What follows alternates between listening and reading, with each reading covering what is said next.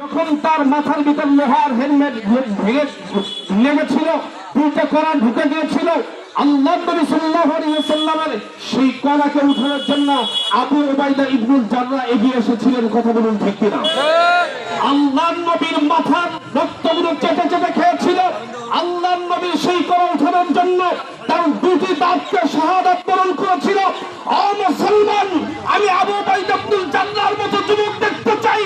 আল্লাহ নবী যখন ভালোবাসা তার ভিতরে ছিল, আল্লাহ নবীর এই অপমান মুসলমান শুনবে না। সেই জন্য রামগিরি কল্যাণের জন্য কোন কোন যুবকরা যে আল্লাহকে হাত তুলে আমি এই প্রতিবাদ সভার মাধ্যমে ইন্ডিয়ার সরকারকে বলতে চাই, আপনি যদি রামগিরি এবং নীতিশ রানাকে বিচারের আওতায় না আনেন, মুসলমানেরা বাংলাদেশের সেই ভারতের দূত আবাসকে ঘেরাও করবে। কথা বলুন। আমার শুধু এতটুকু